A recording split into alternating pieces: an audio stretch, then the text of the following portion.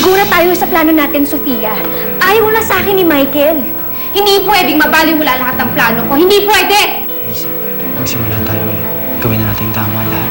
Para sa'yo, Michael. Kahit ano. Alam mo na gagawin ko. Hindi pa huli ang lahat. Hindi ako papayag na matahimik kayo. Anong ginagawa mo dito? Baka sandali na lang daw yung itagal niya, Michael. Ikaw lang makakapagpasaya sa kanya.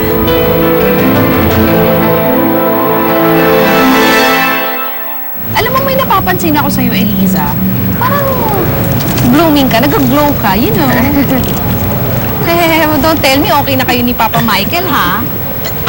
Hindi nga!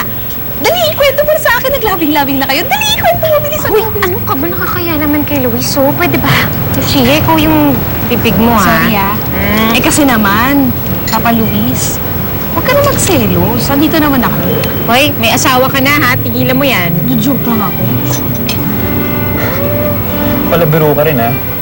Ay! Pero, sorry, Lucia, pero hindi kasi ako mahilig sa babaeng may bigot. Sana naman to, ikaw nag-joke ka na naman, eh. Ay, sorry. Teka, excuse me. Ikaw talaga? Well, Ay, nako. I'm glad na finally okay na ulit kayo ni Michael. Nakikita ko na ulit yung ngiti mo. Miss na miss ko yan, eh. Salamat din sa'yo, Luis. Kundi dahil sa'yo, nako. Sigurado hindi rin kami magkakaayos ni Michael. Basta naman magpakatatag ka at malalampasan mo ang lahat ng problema. Salamat, ha.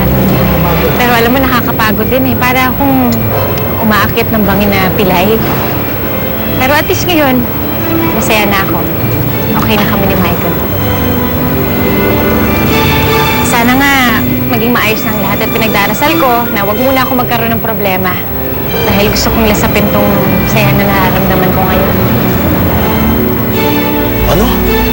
Magbabakasyon ka biglang-bigla kasama yung mag-ina? Wala ho akong choice manager eh. Ilang linggo na lang titira doon sa bata. Paano ko naman hihindihan yun? Ano sasabihin mo kay Lisa? Hindi ko ho alam, ha? Magdadahilan ako. Business trip. Bahala na ho. Last na naman to eh. Pagkatapos ho nun, wala na akong dahilan para iwan ko sa Elisa. Alam mo, Mike, masama ang kutob ko eh. Ang sama pa ng timing. Kung kailan okay na kayo ni Lisa, tapos eto na naman. Ayoko magsinungaling kay Elisa pero hindi ko ho pwede hindi pagbigyan yung bata. Ikaw, desisyon mo yan. Pero sa akin, masama talaga ang kutob mo. Masama. Ma'am, excuse me po. May nakuha po akong hikaw sa gamit ni sir. Baka po sa inyo yan. Salamat. Eh, teka, really, hindi sa akin to, eh. Saan mo ito nakuha? Eh, dun po sa bulsa ng coat ni sir. Kaya lang po, ma'am, nag-iisa lang po yan. Eh, wala pong kapartner.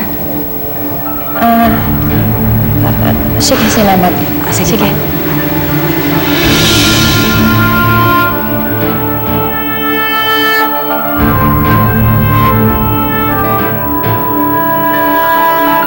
Magkikita na kami ni Michael bukas. My God, Sofia, hindi ako makapaniwala na pati buhay ng anak ko sinalang-alang ko para lang matupad tong plano mo. Well, ginagawa mo naman to para sa kanya. Just remember, this is our last chance. Kapag tinawagan kita bukas, gawin mo lahat ng napag-usapan natin. You have to do this right, Giselle. I'll reward you greatly kapag nagsasi tayo. I promise.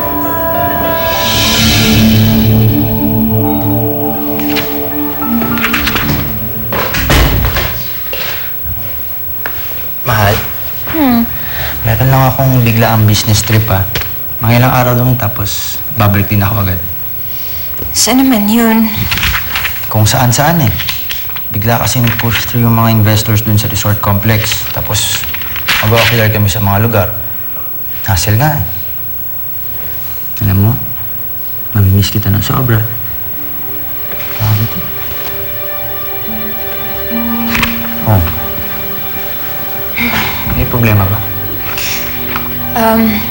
Nakakita kasi ako ng hikaw dun sa coat mo. Matagal na akong hindi naghihikaw.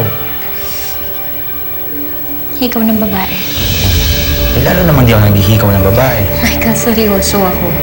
Bakit may hikaw ng babae sa coat mo? Eh, di siya naman.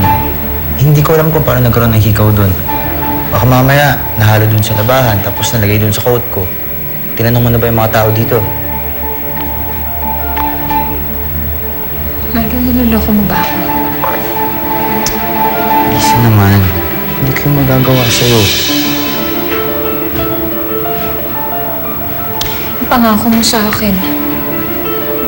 Tumingin ka ng diretso sa mga mata ko at sabihin mo sa akin na hindi mo ako niloloko. Elisa, promise ko, hindi ko yung magagawa sa'yo. Promise yun, no?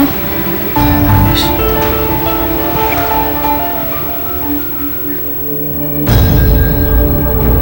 So, nung kinonfront mo si Michael at i-deny niya, naniwala ka sa kanya? Malaki tiwala ako kay Michael. Eliza, malaki ang pagkakaiba ng tiwala sa katangahan. Sigurado ka bang hindi ka inuuto niyang si Michael? Nangako siya sa akin na hindi niya ako lolokohin. Naniniwala ako sa kanya, Lucia. Hala ka. Eliza, makinig ka sa pinsan mo. Why? Because she makes more sense than you. Alam mo ang mga babae, hindi dapat yan nagtitiwala sa mga lalaki. Kung hindi nagtitiis. Dahil ang mga lalaki, likas naman naloko. Mas lalo na yan si Michael. Sobrang bait. Hindi mo alam na naloko na pala. Kaya mo lang sinasabi yan kasi gusto mo kami paghiwalayan. Kung kay Lucia nga, hindi ako naniwala sa'yo pa. Kung sa bagay, ikaw naman talaga yung tipong madaling lokohin. And you know what? What do I care kung lokohin ka ni Michael o hindi? It only serves you right. Alam mo ba, Eliza? Alam mo ba kung bakit palagi kitang naiisahan? Kasi hawak mo ng ebidensya. Pinipili mo pa rin magpakatanga. Nagbubulag-bulagan ka pa rin.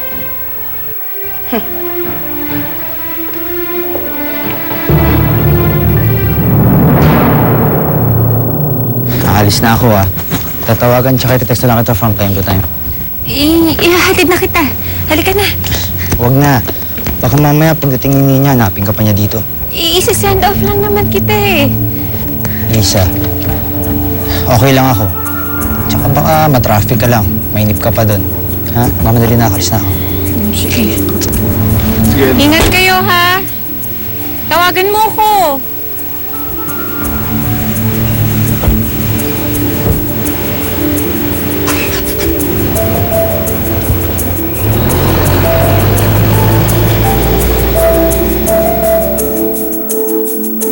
Alam mo kung bakit kita lagi naiisahan?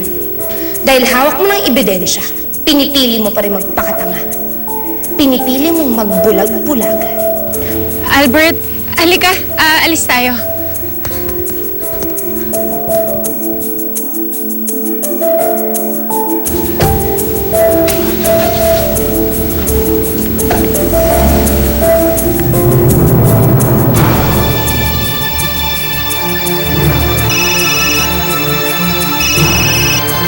Hello, Sofia? Kakaalis lang ni Michael. Sinundan siya ni Elisa. Maganda ka na. Oo. Ready na ako. You have to make this good. Don't fail me. This is your last chance.